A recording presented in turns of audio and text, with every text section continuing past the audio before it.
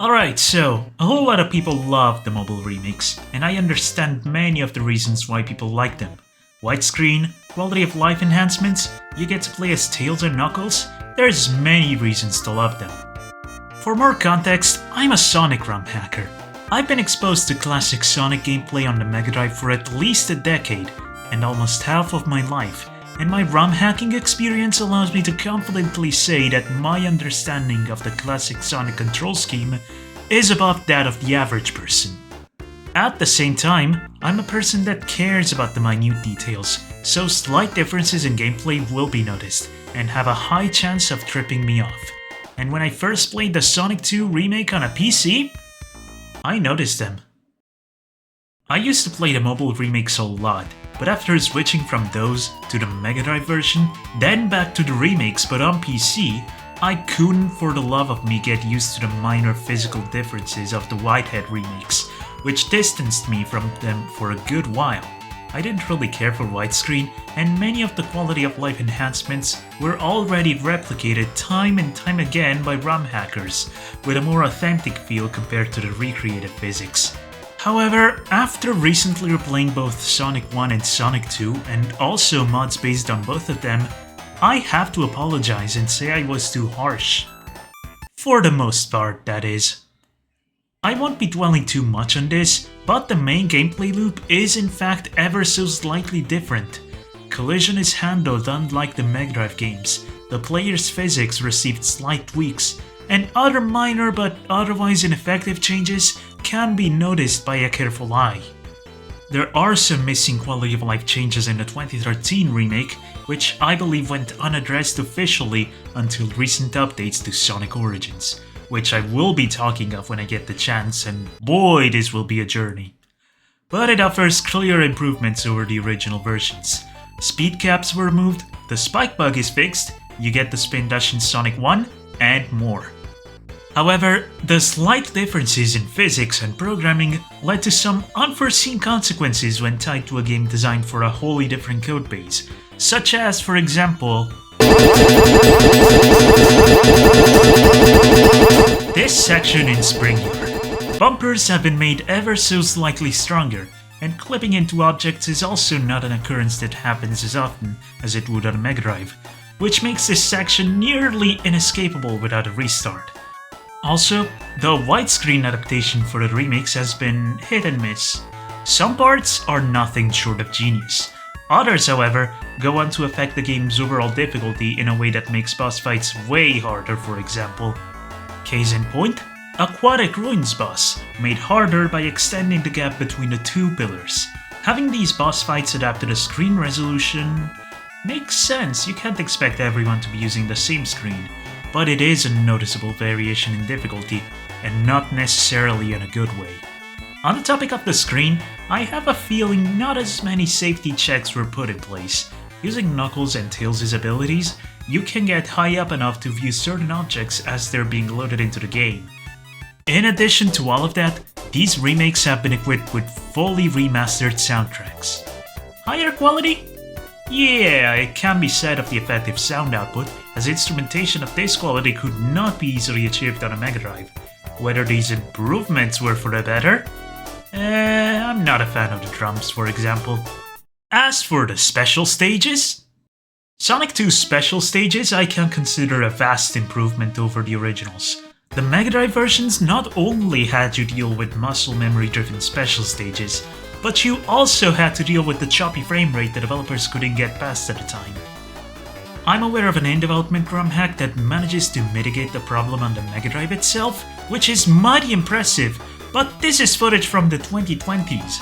There is no way STI of 1992 could have figured out one such system themselves under the crunch development they were subjected to. They had deadlines to keep themselves to and costs to maintain.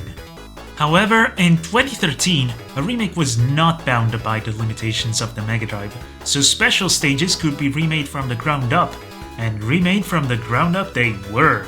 These new special stages are much smoother, and the slight increase to the render distance grants the player some added reaction time, making for an overall better experience. Additionally, in both Sonic 1 and 2, you can restart special stages if you're struggling. Kind of. Yeah, it's most definitely not intended, as the way to restart a special stage is very finicky and involves putting the app in the background if you're playing from a mobile device, or moving the game out of focus if you're playing the decompilations. Still, this exploit allows you to replay special stages if you need. However, it seems the exploit was not accounted for in development, as I found myself using it through the 7th special stage of Sonic 2 and it broke the background somehow? And even went on to affect some of the special stage rotation effects, in a way that made some of them slightly diagonal. It was quite trippy. Good thing I had it recorded for all to see. Anyway, in my personal opinion, I still dislike the half-pipe special stages due to their muscle memory dependent nature, but I'll give credit where credit is due. And Sonic 1 is not deserving of such. Sonic 1's special stages had undergone some major changes in physics, which go on to affect the very design of some of the stages. Notable is the third one, for which not doing anything can lead to the player being sent to a gold pit near immediately, thus failing the stage. Of course, there is some praise to be given. You can enable a secret 7th special stage, unique to those who wish to unlock super forms via level select. Although I have to say this special stage felt unreasonably hard. It took me multiple attempts to secure the 7th Emerald. I had the chance of replaying a Mega Drive recreation of the 7th special stage and yeah, it's definitely the physics. I'm not 100% sure, but it feels more slippery on the floor and more stiff in the air? Do keep in mind that I'm just speaking off of my mind. I'm not well educated on the inner workings of the 2013 remakes.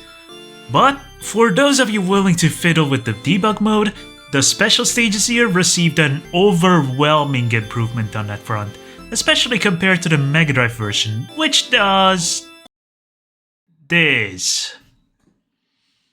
The Sonic 1 special stage debug mode in the remake is feature complete and advanced. It allows you to place any object you want in the expected grid-line formation, and it functions with no hiccups.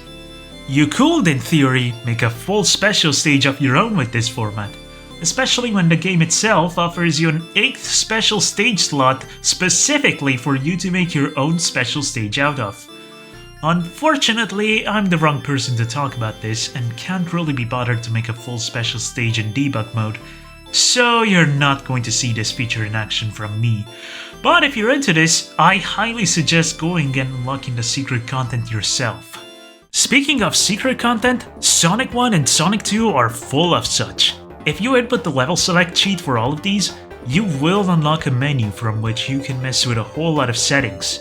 Both games allow you to enable fully functioning elemental shields, with special layouts placing the relevant monitors in them, with another addition being the Insta-Shield. However, I feel the Sonic 3 and Knuckles part of these games got butchered.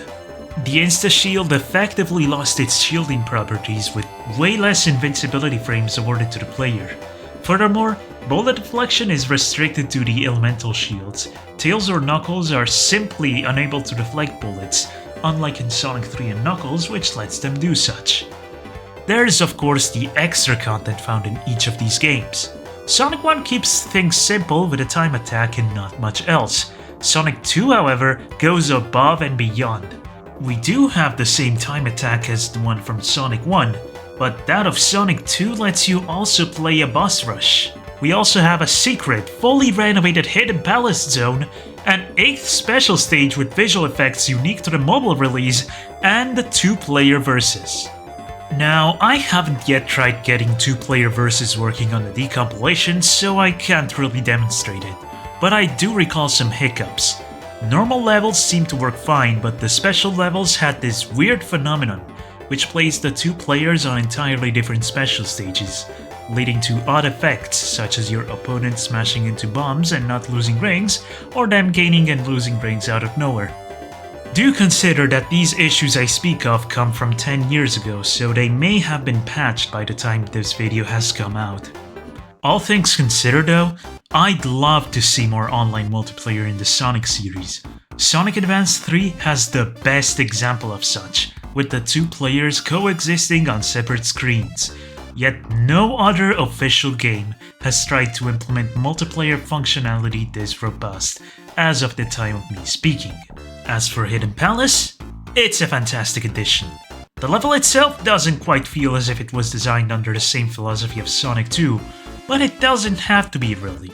It's still a mighty fine experience with unique gimmicks, and it's overall a blast to go through. At least until you get to the boss fight for this level. Wow, is this thing slow!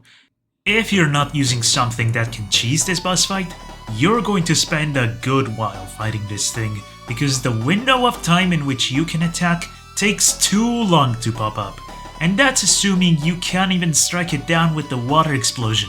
I sure hope they don't end up taking the wait time from this boss and incorporating it into the boss design philosophy of a future game. That would be bad. Speaking of bosses, I have neglected to mention the second variation of the boss rush for Sonic 2, it being the Egg Gauntlet Zone. Unlike the former, which switches through zone sections with a rather simple transition, the Egg Gauntlet Zone is a fully original level with all of the game's boss fights in the middle, and I think it's incredibly unfortunate that this area was excluded from the final release.